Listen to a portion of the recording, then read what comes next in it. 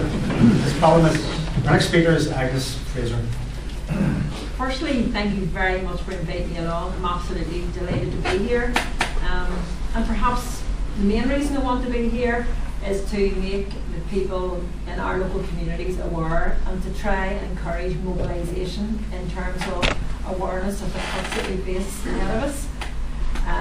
I'm a community activist in terms of I'm a welfare rights worker and I work in North Belfast. I've been there for 16 years. So I'm working at the coalface, and every day I can see how our existing benefit system is having an impact on people, and I'm only too aware of how things are going to be when the welfare cuts come in. In relation to the new Stormont agreement, I have contacted one of the local parties and asked them to send me through the information on it. That was a week ago. I still haven't received that. I was told I would get it that day. I was also told, well, nothing's actually been agreed. It's all to go before the Assembly.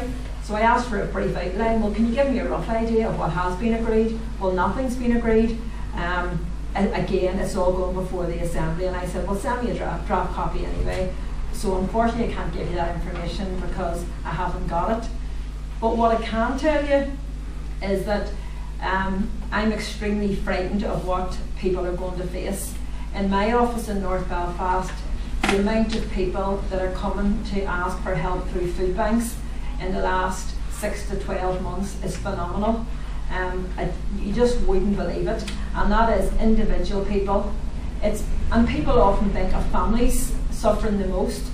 And yes, 50% of the people that would come to us for food banks would be families, and the other 50% would be single males or females. People who have a lot of dependencies, people who have conflict-related illnesses, or they come from multi-generational families who've had conflict-related illnesses. The silence is deafening from all parties, and I can't believe that someone like myself, and I don't mean this in a boastful sense, but the expertise that I have has ever been asked to come to a meeting, because people like myself aren't allowed to voice opinions, because you're only supposed to say what they want you to say. But what I can say to people is it's absolutely terrible what's coming ahead.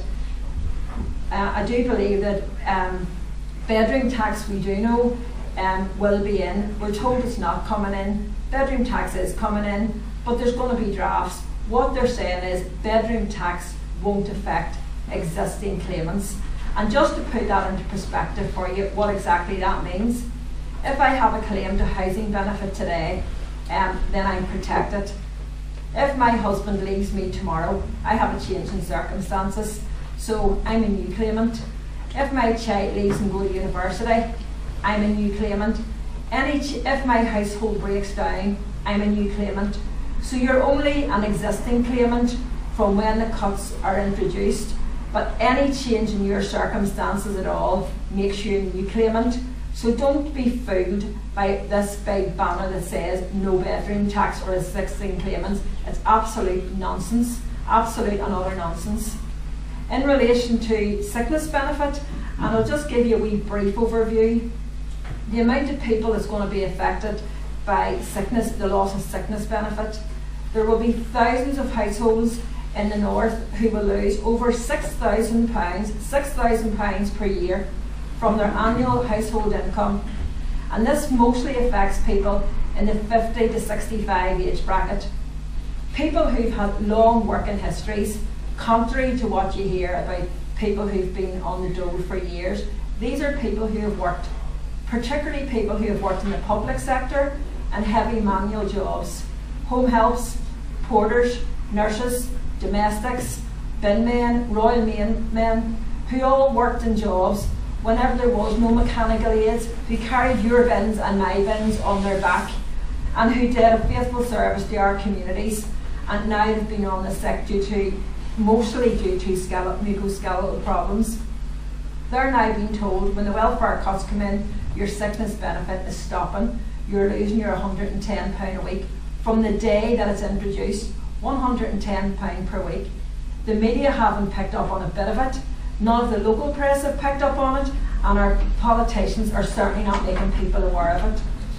Disability living allowance, it's already, as you know, there's a lot of bad press about DLA, and I'm quite sure, like myself, loads of people say, oh, I know such and such is getting DLA, I don't know how they got it.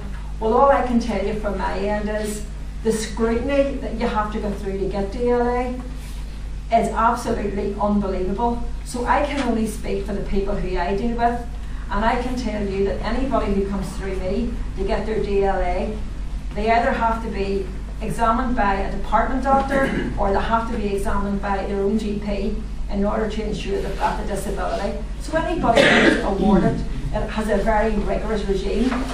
What frightens me is when the new PIP comes in, they're now going to employ another private firm to examine people. Again, take people who've come through the conflict. People who've come through the conflict are not going to go in and be examined by an independent doctor and explain why they suffer from post-traumatic stress disorder, how they sustained physical injuries. Absolutely no way. We only have to look at the money that was made available to Screws and to the RUC widows for industrial deafness and to their services in terms of they can all have welfare rights services as and when they need it. The organisation that I work for, I'm currently serving my redundancy notice. This isn't about me, by the way, but just for what it's worth, I'm on my redundancy at the minute. That doesn't bother me, for I'll always be here, voluntary or otherwise. But a vital service, I'm a proud Republican. I work in Republican circles, I work for Republicans. And what I'm saying is our service is closing down when it's more needed than ever. More people are coming forward with illnesses and disabilities that they sustained, or their mothers or their fathers who were imprisoned, or their grandparents, and they're now coming forward with issues that they've had through the conflict, and they're coming looking help for perhaps the first time in their life. There's actually new research which is being launched on the 23rd of this month, and that's been done by academics, which actually shows all the things that I'm telling you, the amount of issues, and these are people who are going to need benefits now more than ever. You and I know that anybody who has a conflict-related conviction, the chances of them getting employment is zero, and then trying to access benefits under this new regime. And the other thing that nobody wants to talk about is the severe new sanctions that are coming in for people on benefits, and they're all being slipped in by the back door. The public won't be aware of it until it hits your purse. What they're going to do is, any benefits you claim it online.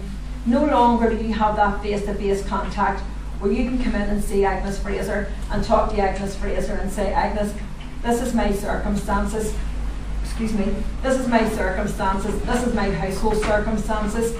Can you tell me which benefit would be the best one for me to apply for? When all the public servants are gone, there'll be no face-to-face advice in public offices.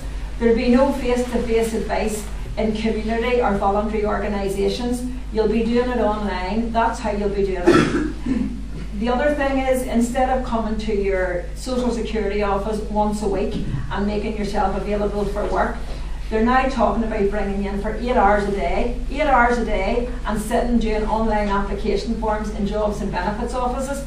There hasn't been a word about it. This is all the things that's coming in under welfare cuts that nobody hears about and won't hear about until it comes in. Already I have a numerous amount of clients who are attending compliance interviews, and that is fraud interviews.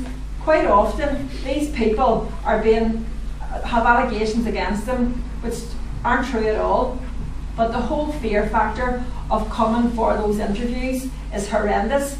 At least if they can now come in and ask someone like myself, could you accompany me? Could you tell me what this is about? It takes that whole fear factor out of it. But when people who are working in the advice sector go, those services won't be available. I am very fearful for people in our communities, and it's all these issues that none of the political parties are talking about, and don't want Delegate Me or anybody else talking about it either, because their attitude is you're instilling fear in people. But I can assure you I have no agenda, absolutely none, other than to tell the truth, and it's very, very worrying times ahead. Is there anything anybody wants to ask me specifically? Or? Sure. Oh, sorry. Yeah.